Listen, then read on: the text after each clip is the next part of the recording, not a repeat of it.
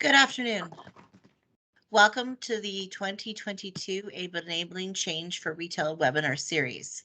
This series is brought to you by the Ontario Government's Ministry of Seniors and Accessibility. My name is Marcy Wen. I am the Manager of Education for the Retail Council of Canada. This year, we'll be hosting two webinar series, the first on accessibility and COVID-19 recovery, taking place over the next few weeks, and the second on mental health, which will take place in September. To register for one of these series, details can be found on the RCC's website in the events section. For today's session, we'll be focusing on accessibility and the new customer. However, before we get started, here are a few housekeeping items.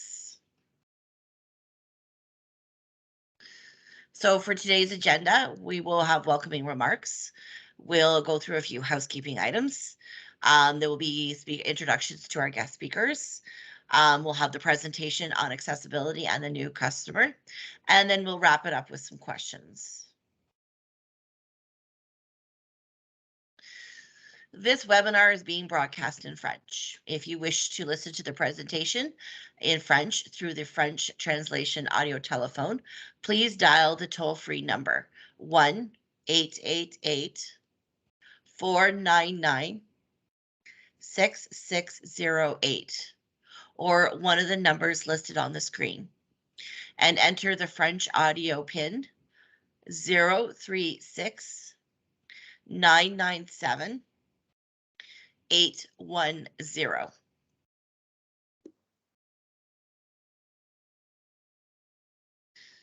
Today's webinar is being recorded. All attendees will receive a web link to access the recording by email tomorrow. The webinar will also be available on the Retail Council of Canada's YouTube channel with subtitles in French and English.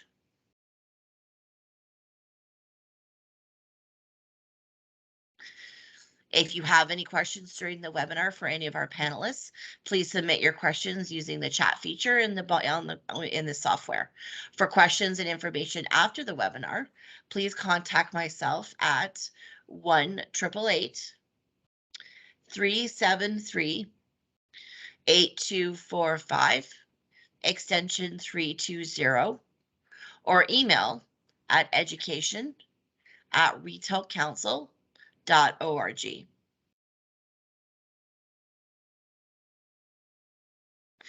As I said a few minutes ago, this is a part of a series of webinars.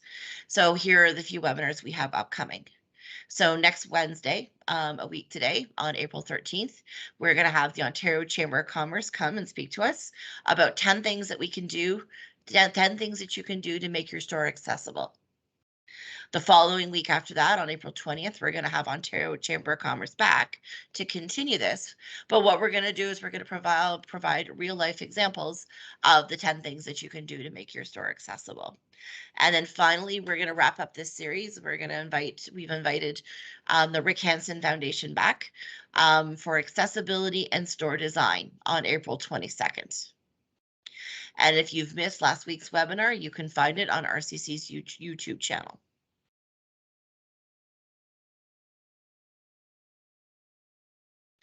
All right, so now I would like to introduce today's panelists. So the first panelist is Wayne King. He is the Manager of Employment Services for the Canadian Hearing Services.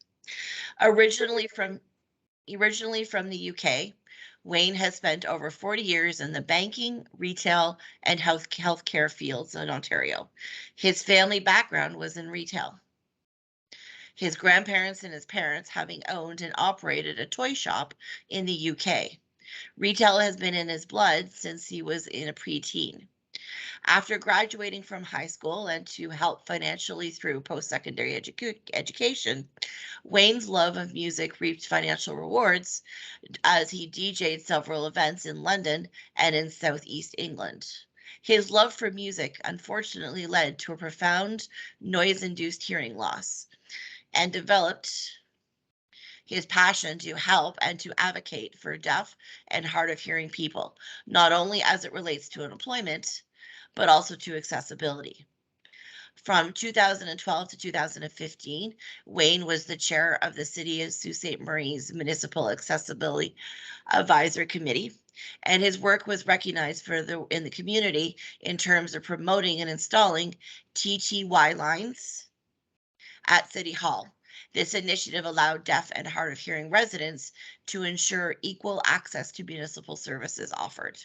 Wayne currently lives in Morrisburg with his wife, Debbie. I would next like to introduce Ingrid Muschta. She is the Director of Special Projects and Innovation for the Ontario Disability Employment Network. Ingrid is a licensed professional engineering in the province of Ontario with 20 years of combined working experience in corporate, entrepreneurial, and the not-for-profit settings. Since 2017, Ingrid has worked with the Ontario Disability Employment Network, first as a diversity and inclusion specialist, and now as Director of Special Projects and Innovations. As a D&I specialist, Ingrid was instrumental in moving 250 people who have a disability into employment and delivered the Odin Disability Awareness and Confidence Training to over 500 business members. In Ingrid's latest role, Ingrid contributes to Odin's mission by working alongside a team of professionals who identify and promote innovative and promising practices in both business and employment service sector provider. Ingrid is a confident leader with an excellent entrepreneur and relationship management skills. She's an experienced trainer who has effectively delivered content to multicultural and multi-generational audiences locally and internationally. Lastly, Ingrid is a professional with strong project management, program, and procedure development skills. Ingrid's vision for her son, who has Down syndrome, is in line with that of all parents. She has a vision her son will grow up in a society where people with disabilities will participate in formal education, that as citizens they will be engaged in equal and meaningful employment. Her vision is that they will access and contribute to decision-making processes which directly impacts their lives, and they will be recognized as vibrant contributors to their communities. And finally, I would like to introduce David Demers. He is the president of Cnib Frontier Accessibility. Prior to experiencing sudden sight loss in 2010, Dave was an entrepreneur for over 10 years with owned and managed business experience in commercial, photography, e-commerce, tech, and hospitality. David joined the Cnib leadership team as executive director in the Quebec region in 2017. His entrepreneurial background and the passion for making the world accessible to all has led him into the role of president of Cnib's Frontier Accessibility, a social enterprise dedicated to helping organizations of all sizes meet their accessibility, inclusion, and equality goals. So I would like to join us all in welcoming Wayne, Ingrid, and David for our panel today, and thank you for joining us.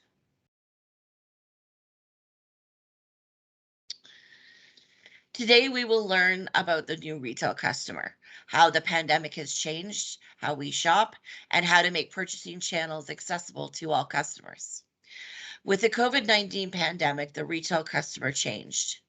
It forced us to change how we shop and how we serve our customers. In some cases, we had to find alternative ways to get the products that we require. Now, when we talk about the accessibility community, it is not exclusively wheelchair users, braille readers, sign language users. Individuals with visible disabilities constitutes fewer than 30%. The vast majority of people with disabilities is 70%, and they have non-visible disabilities such as a mental health issue, learning, or a cognitive disability. This is a person that would be walking around and just, you would never know that they would have a disability. So let's talk numbers. So globally in 2020, there was 1.8 billion people with disabilities. Okay. A market larger than China with a disposable income of greater than $1.90 trillion. So let's take this down to Canada. In 2020, there was 9.1 million people with disabilities, and this group has a disposable income of $82.2 billion. So now let's add the friends and the family. This group represents the support system that has a reason to understand their disability and the impact on those whom they have an emotional connection. This group represents 17 million Canadians with a disposable income of $538.5 billion. So when you combine the two groups together, they represent over half of Canada. We have 38.2 million people in Canada, and that's well over half. In addition, it also represents a large purchasing power of customers with a combined purchasing power of over $620 billion of disposable income to spend.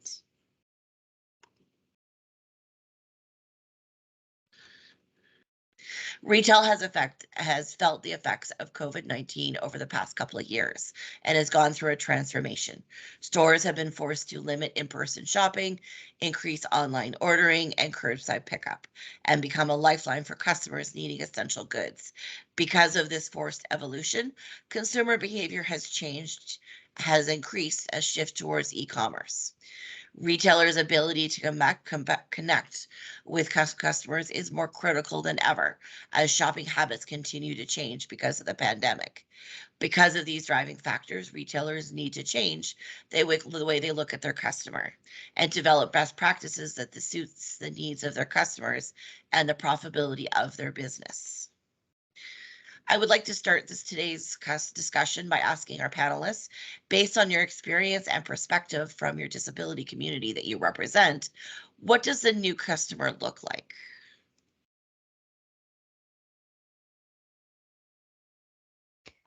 Maybe I can get us started, Macy? Yeah, go for it. Thank you, Marcy and the RCC for having us today. It's Ingrid Muschta speaking from Odin. I think, when you look at the stats that you were giving us earlier, we kind of forget that people who have a disability had already been your customers when we consider how big that population is. But what the pandemic did for consumers, I think, is two things. For some, it opened up and it provided more opportunities for engagement with retailers and businesses. But for some, I think it created somewhat more barriers to that engagement.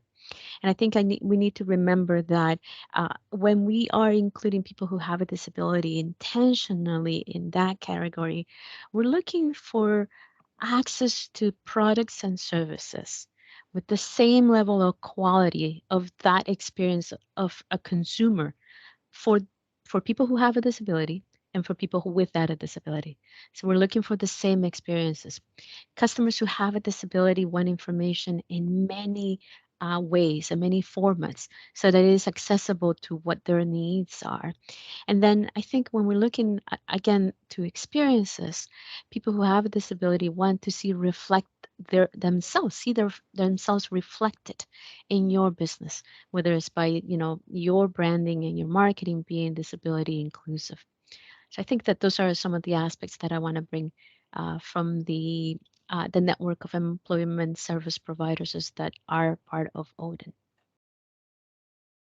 All right, well, thank you, Ingrid. Wayne? Hi, everybody. It's Wayne from Canadian Hearing Services. The pandemic over the past 2 years has changed everybody's lives, but none less than for the deaf and hard of hearing segment who we work with.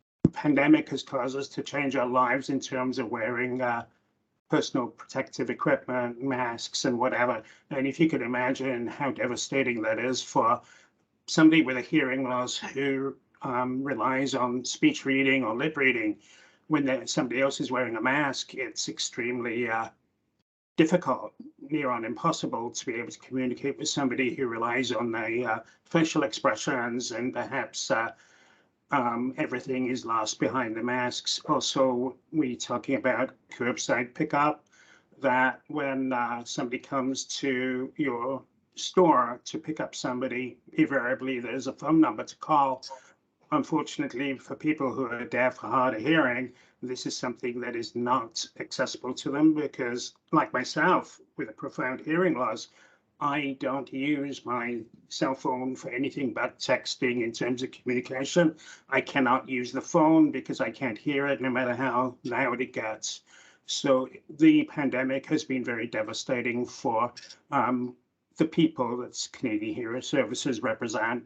In terms of the retail aspect, we do work with a variety of employers who want to make their workplace accessible for their clients and also for their staff, perhaps if they're employing somebody who is deaf or hard of hearing. At the end of this presentation, there will be an email to for CHS to contact us if you have any questions or concerns about the workplace and how you can make it accessible for everybody. That's probably where I'm coming from right now. I really appreciate the opportunity to speak to everybody.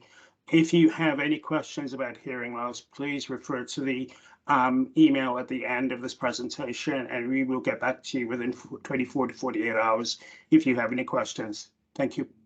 All right, thanks, Wayne. Finally, David. Yeah, hi, this is David Demers, President of Frontier Accessibility. I think, it's very interesting what the new customer looks like, if we can say post-pandemic. And I know that a little bit later in our panel discussion, we'll talk about the different channels, what's affected online, bricks and mortar, curbside pickup. There's a whole lot of implications there.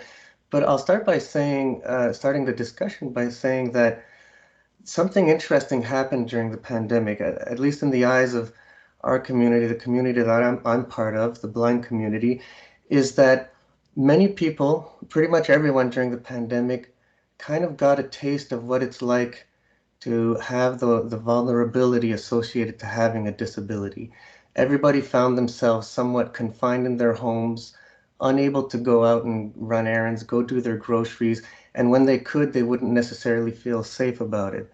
And for sometimes the same reasons and for different reasons, that's what the blind community has been going through for a long time, not necessarily feeling comfortable or safe to get out of their home to go do the groceries and having all these challenges associated to feeling somewhat confined and unable to go take care of their needs. And so everybody kind of got a taste of that during the pandemic, and nobody really wants to go through that again.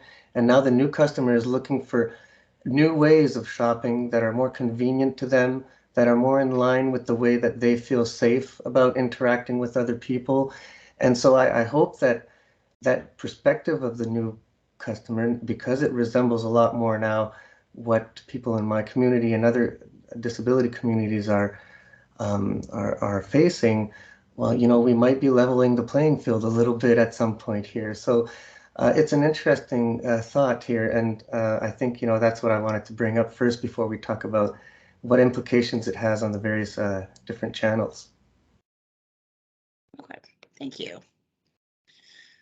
All right, so purchasing channels. We all purchase differently. During the pandemic, we chose what works best for us. Some of us felt safe to go into the stores. Some of us changed our mind and said, no, we're not going into stores.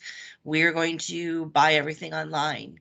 We'll use services like Instacart or, having your groceries delivered to home. Even Uber has now started their form of, shopping where you can go and they'll go to a drugstore for you or whatever you need. There's many different ways of actually purchasing products. And as I said, as our consumer behavior changes, these will change with them. So we got to figure out how can we make all of these purchasing channels accessible for everybody. So let's start off with the first channel, the in-store channel, bricks and mortar. It's the oldest form of retail. It's the original form where people would go into a store and to purchase something from. So how can we make these stores accessible to all? I'll just open up to whoever wants to start first. Well, David here, I don't mind going first. It's David from Frontier Accessibility. I think that a lot of the same challenges still apply for the blind community and for many communities when it comes to bricks and mortar. And in fact, in some cases, the challenges are increased. So, for example, with the plexiglass around the counter or the cash register, that can cause certain issues. In the case of blind people, it's finding where the hole is in the plexiglass to be able to, reach the Interact machine, or it could be for people who are hard of hearing, being able to hear what's going on, what's being told to us, and sometimes that can be difficult. And now we add on to it, having to try to do social distancing and all those sorts of things. But the good news is that there's a lot of new technologies that are emerging that can help make stores more accessible for people of different abilities, that can help people navigate in and around the aisles and to actually find products. And so, more and more there are very interesting technological solutions that can be implemented for sure. Cool. Wayne? Thank you, Marcy. Yeah, in the old days when we walked into stores, the usual process is you go in, get something you want, go to the cash, buy it, thank you, goodbye, have a good day. Would you like washer fluid with that? Perhaps in a grocery store, in a gas store. But there has always been problems for the deaf and hard of hearing when they go into a store, simply because they cannot hear. And even if you wear a hearing aid, sometimes that doesn't help as much as other people might think. So if the stores were to perhaps invest in a technical device, for example, there is a device called an Ubi Duo that can be used to communicate in text with the client. It's like two laptops, two-sided. The clerk at the retail level would type in what they're being said, and then the deaf person, the hard of hearing person on the other side, the laptop would type in their response, and communication is facilitated that way. Yeah, so also going into a store as a deaf individual like myself, it's very, very actually difficult for me to know who I'm dealing with. Some stores really do accessibility for people with hearing loss really, really well. For example, exchanging notes if they don't have this technology that I just explained, or just, in facial expressions or speaking up.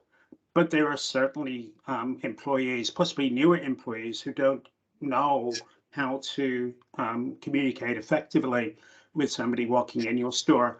And that becomes very challenging for the deaf person, very frustrating, very isolating. So anything you can do to break down those barriers would definitely be appreciated by your customers. Cool. Thanks, Wayne. Ingrid?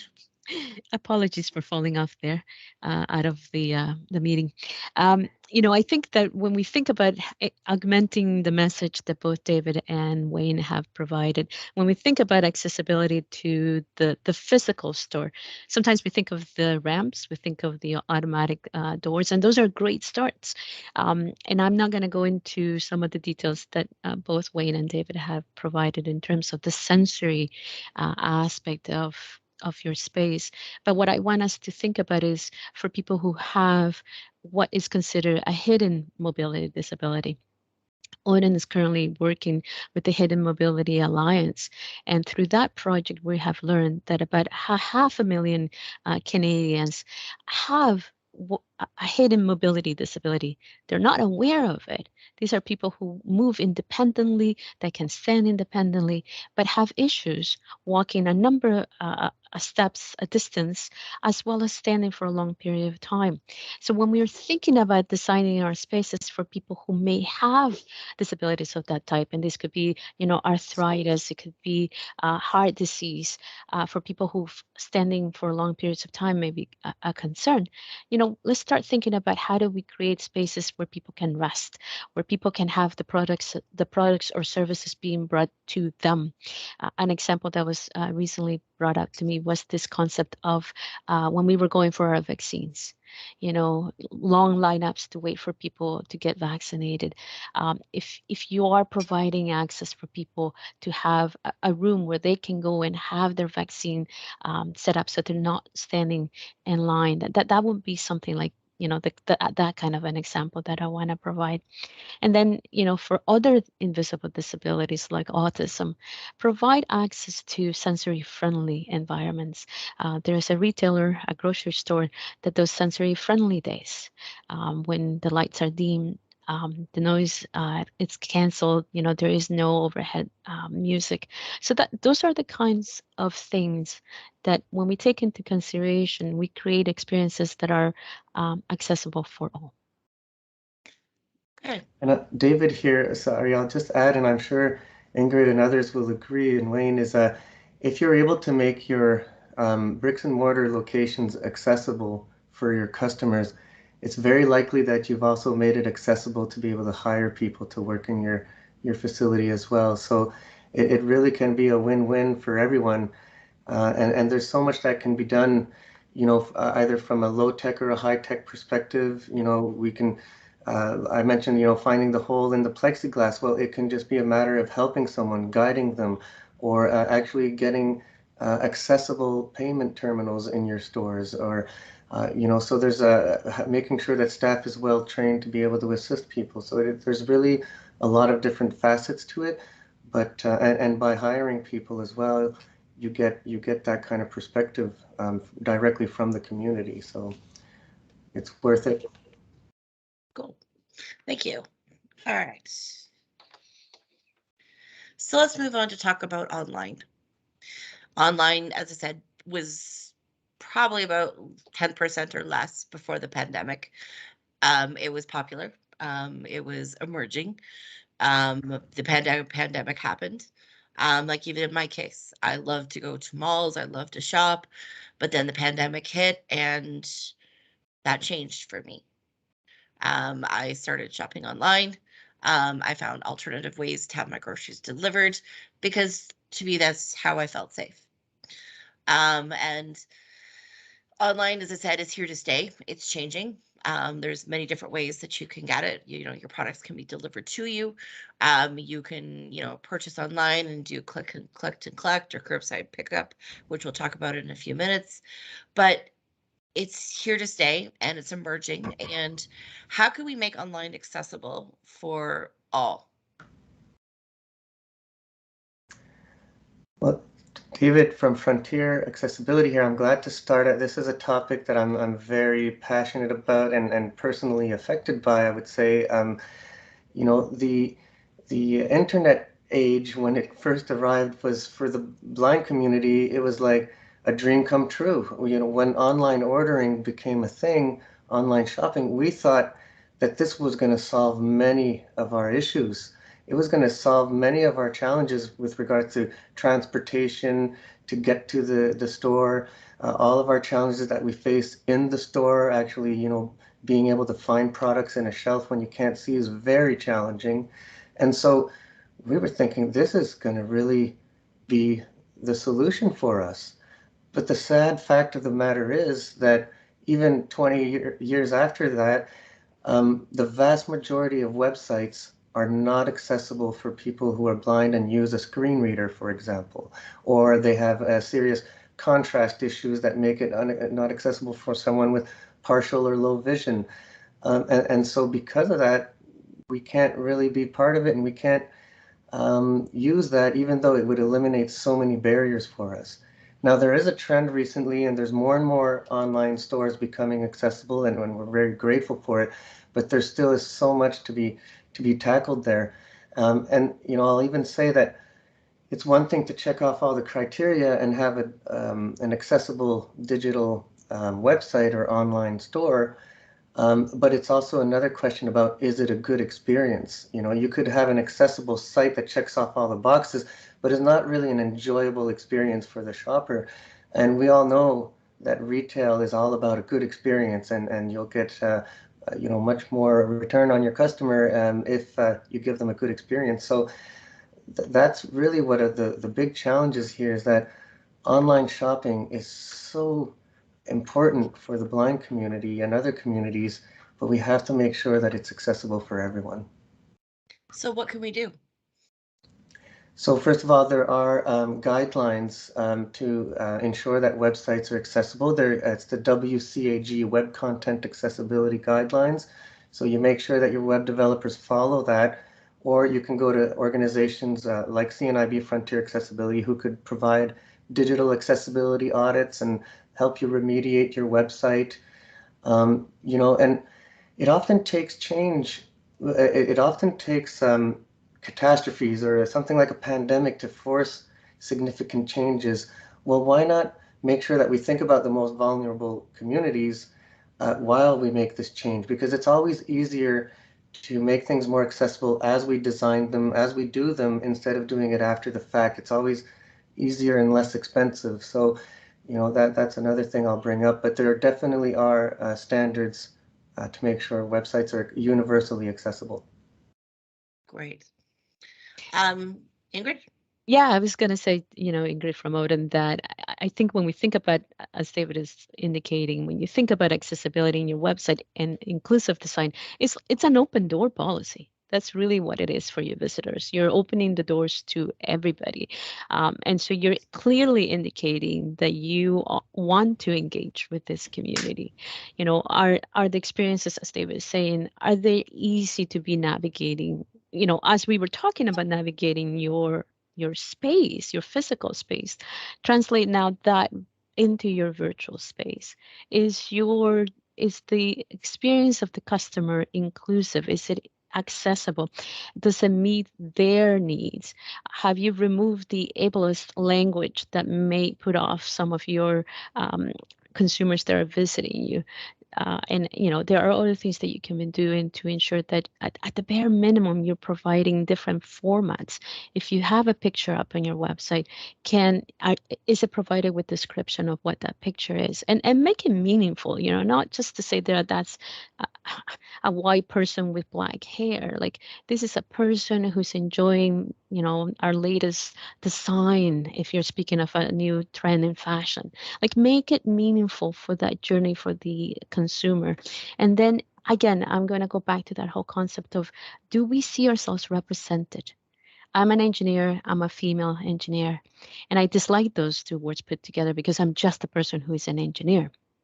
But if I'm looking for a job in engineering and I am going through a website for a company, do I see myself represented? Like that's what the disability community also wants to be seen in your branding. Are people who come from the community represented in your branding? So I'll pass it on to Wayne now. Thank you, Ingrid. From my perspective, online purchasing has been a godsend for most of our clients and people with hearing loss, but there are lots of things that could be improved. For example, if you have a culturally deaf person who wants to buy something online, it's got to be understood that most of them are below the poverty level, B, minimal education, and C, and this is the big one, English is not their first language. Their first language is American Sign Language.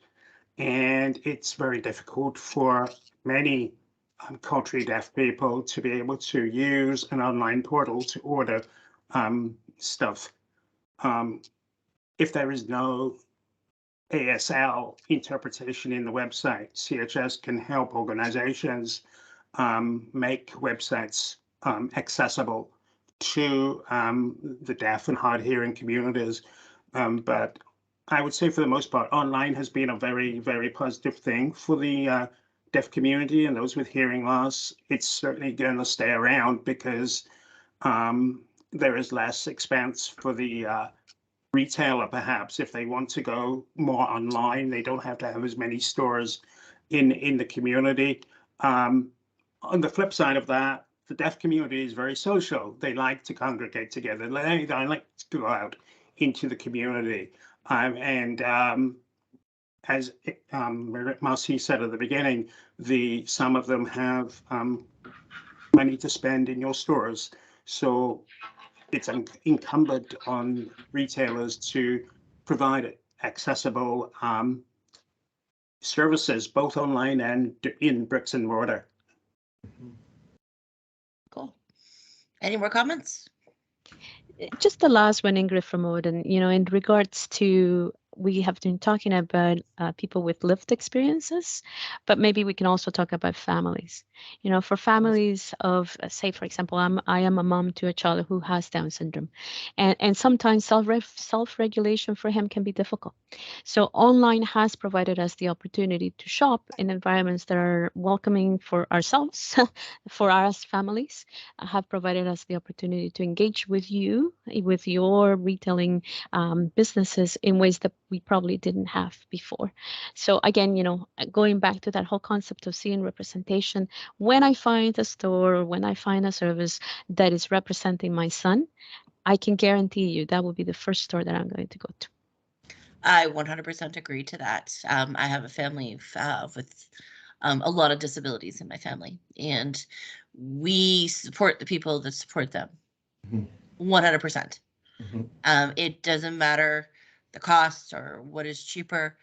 If they supported, Down syndrome is actually in our family, and the ones that support, them, that's where we go, we business. We eat at their restaurants. We shop at their stores. And that's why I brought up the family, the friends and the family in the beginning, because we're almost worse, because we are champions of our family. And we give our business to people that support our family.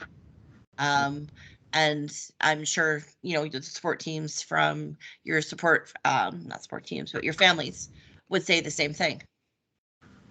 We go and we give our business to the people that support our family members. And that's, as I said, one of the reasons why it is prevalent that we do need to talk about it. And when you think about it, there's 17 million people. That's over half the country. Yeah, and if I can just add one more comment, Marcy, Yeah, please. is that retailers are not alone. There's Wayne, there's David, there's the Odin team.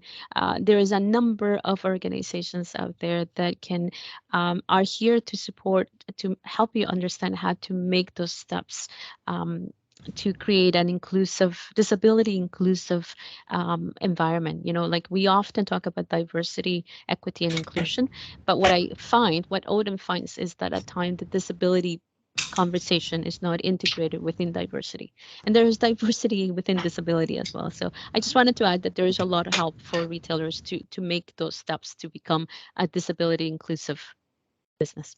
Yes, and that's actually part of the project of what we do. This project, as I said, we've been doing this type of project for years, back until at least 2015. And the goal of the project is to connect the industry with you guys. You guys are there to help retailers. And that's why we give the chance for you to speak to them, but we also provide your information. Because again, when it comes to assessing whether a website is good or not, I'm not at the expertise, but you guys have team members that are the expertise that can come in and help out, make that purchase to your online store, take it to the next level, to make it so that everybody can have access to it. And as I said, that's one of the reasons why we bring you guys to the table. Cool. All right, so any final comments before we move on to the next one? All right, so quickly, we're going to talk about different ways of picking up products. We talked about online, obviously. So there's click and collect, there's curbside pickup, there is delivery.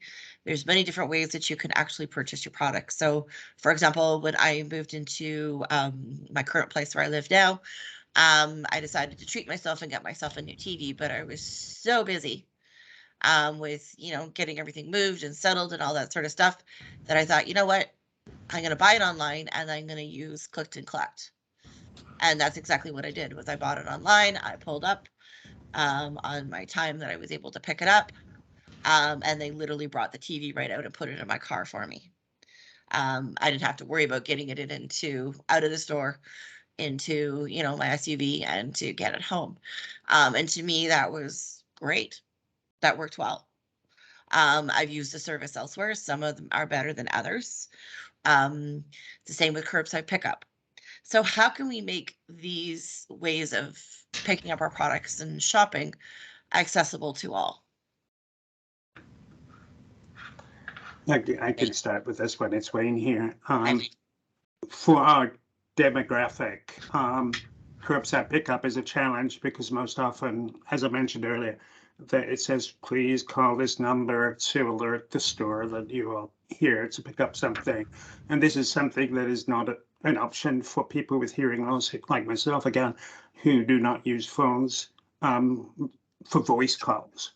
To mitigate that, I would recommend that any number that you might put in into the sign that you expect the customer to contact you with is also one that has text option, so that if somebody is there and they're waiting and they want to text that number to alert the store staff that they're outside and waiting, texting certainly would be a good option. Most people in the deaf community and those who are hard of hearing do have cell phones that have text. My phone doesn't have voice. I don't need it. I can't hear it. But most of them have text, so that would be a great option to use in terms of alerting staff that they're ready outside to get their purchases brought out. Right. David here from Frontier Accessibility. I think there's I guess I have a few cautionary notes to make here, in the sense that, you know, you want to make sure you're not creating a form of ableism through this. You know, in many cases that I've encountered, it's almost as if these services are specifically designed for cars. You know, you have to go park your car somewhere and they'll bring it to your car, and that's making the assumption that everybody's able to drive a car, for example. So you want to be careful about those assumptions. There might be people who would want to use that, and there's other versions of the service where you go get it at the door and so on.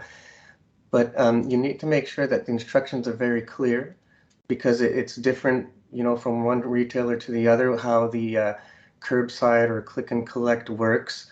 There's different options available, and make sure that you have options available for those who, you know, if it's only for cars, make sure you have another option available.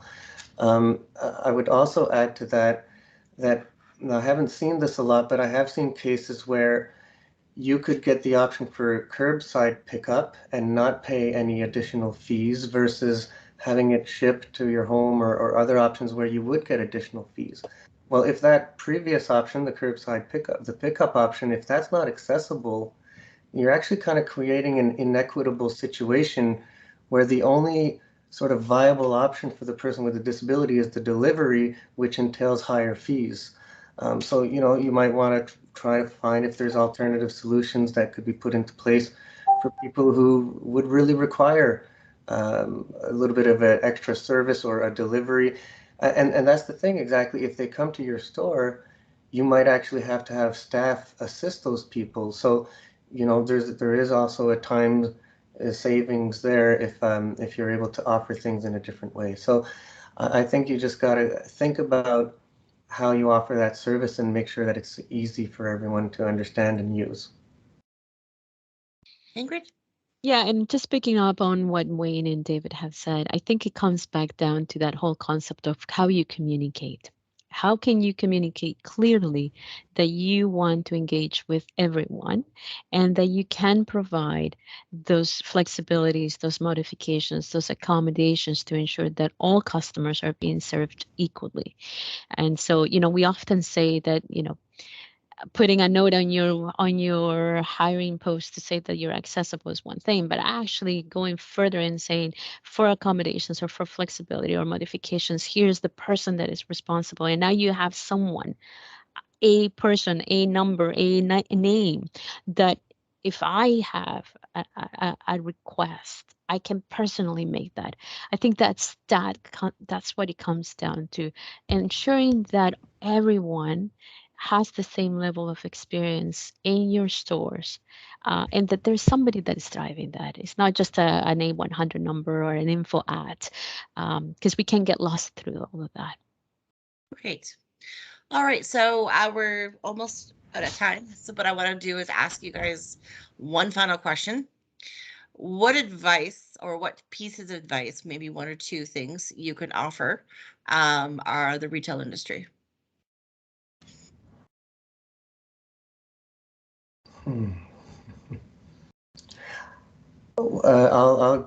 I know this is kind of repeating what's already been said. It's David here from Frontier Accessibility, but I would say that it's really important to remember what was said about the purchasing power that these multiple communities have, the fact that their families also make their purchasing decisions based on how accessible and inclusive you are.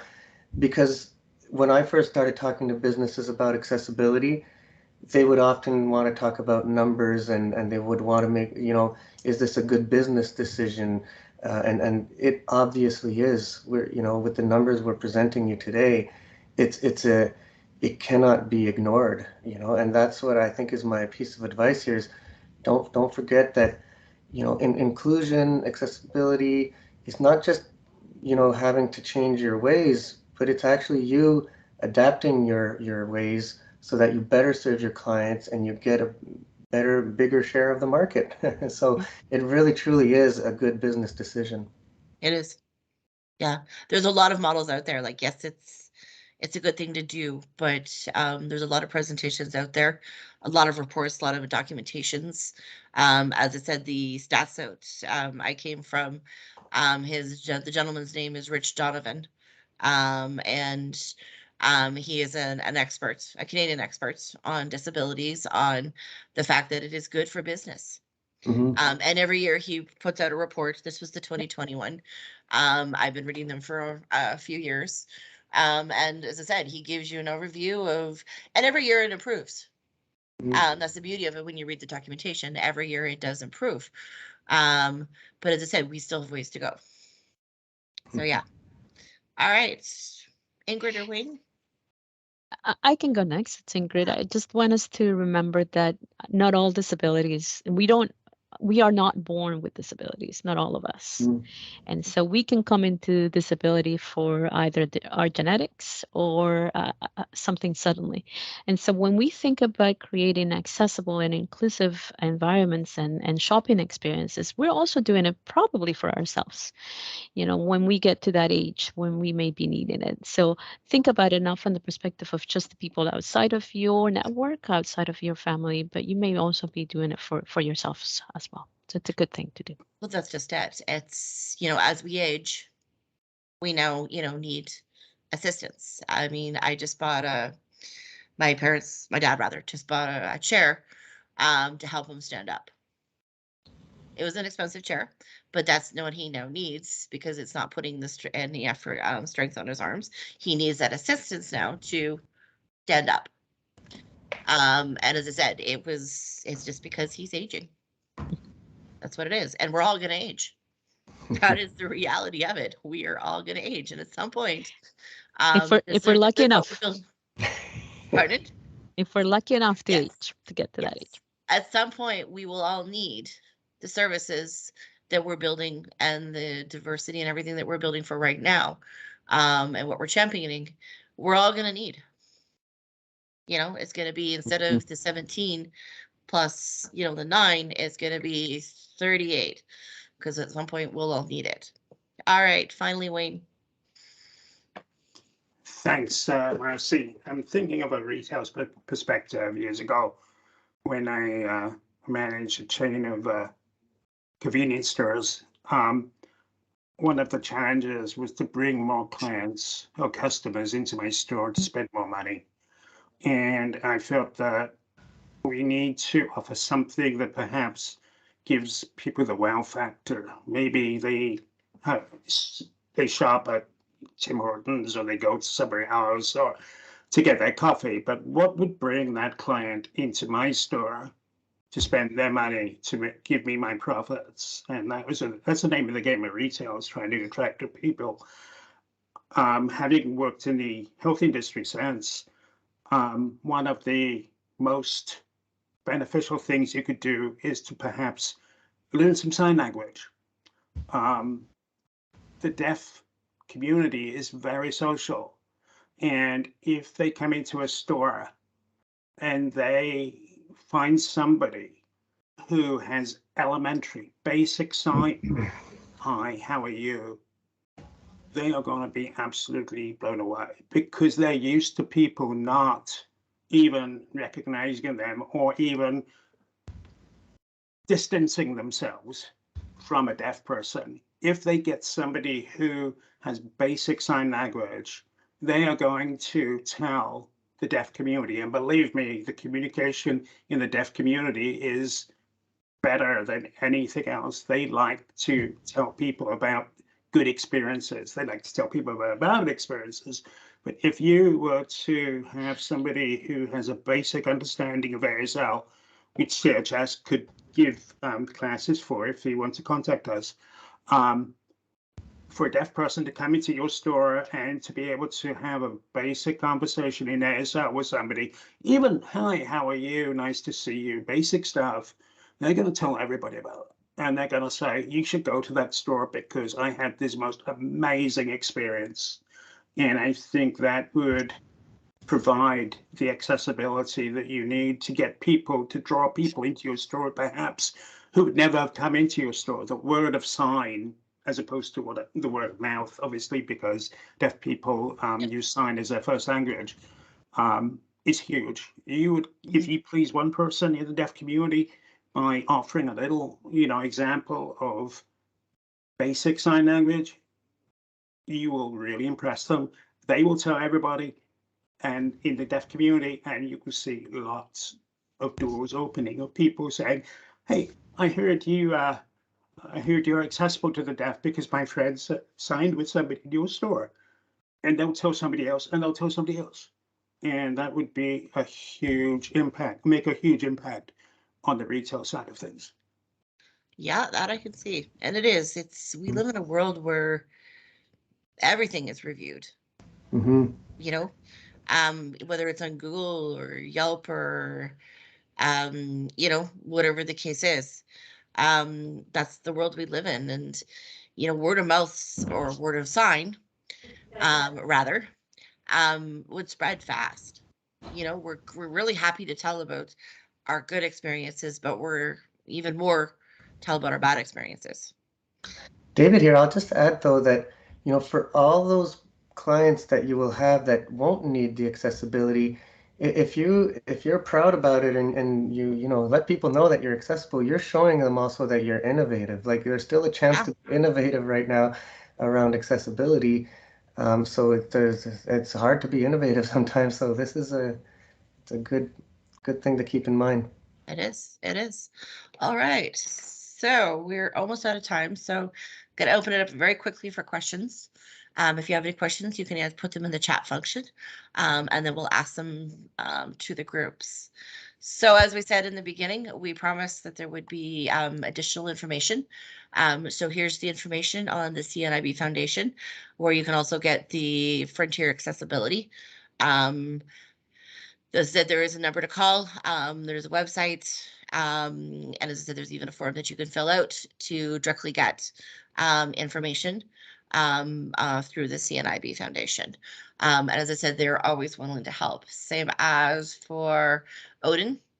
There's the website and phone number and information there. And then finally, Canadian Hearing Services. The website and all that information is there. All right, so I just saw that was a question that did come in. So I'm going to just click over to here. Can you please share information on how to design a website to be more accessible? That's a huge question. I'm glad to answer that.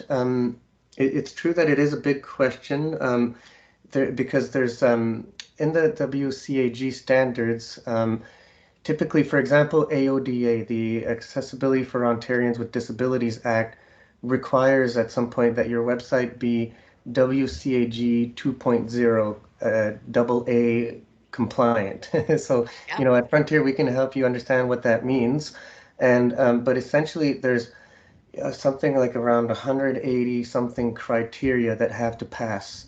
And so we can audit the website to make sure that all those parameters pass. But there's also a lot of resources available on WCAG, Web Content Accessibility Guidelines, that can help your developers get started. A lot of it can be quick fixes and, you know, adding descriptions to images. A lot of it is, so, you know, adding descriptions to images, making sure logos or menus function properly, that buttons are properly labeled. So for example, we encounter a lot of situations where it'll just, and the screen reader will just say button or link, and we have no idea, is that the purchase button or the cancel order button, you know, so that's pretty important. So there's a lot of criteria, and there's different ways that you can do this. You can do like a sample audit of a bunch of different pages and implement those standards and get better over time. But there's also compliance audits that we can do that really verifies every single page and every single button. But it's a process. It's a learning process at first. But it's that's why we're here to help you with that. But essentially, you know, you have to get the developers that know the standards and then also have it verified in some cases. I hope that answers the question. Yep. All right, so I think that's it for questions. All right. All right, so just a reminder, today's webinar was recorded. Everyone will receive a web link with access to it, and it will also be available on Retail Council of Canada's YouTube website with French and English subtitles. It will take an extra day or two for the French because I have to mix the audio together, but they will be available for both. So you'll be able to review it then or pass it on or forward it to whoever you wish. Just a reminder, we have 3 more webinars coming up. You're welcome to register at RCC's on RCC's website in the events section. And as I said, those 3 are coming up. So finally, I would like to say thank you to Wayne, Ingrid, and David for providing us with some amazing information and excellent discussion. Hopefully, as I said, they are resources for you to reach out to should you need them. Their information is there. And as I said, they're willing to help you with whatever you do need to make your stores accessible. So thank you. The information you provided was incredible. All right, so I would like to say thank you to everyone for joining us today. Please join us next week when we have the Ontario Chamber of Commerce and the Disability Network to talk about 10 things to make your store successful. All right, so I hope everyone has a great day and stay safe. Thank you. Thank you.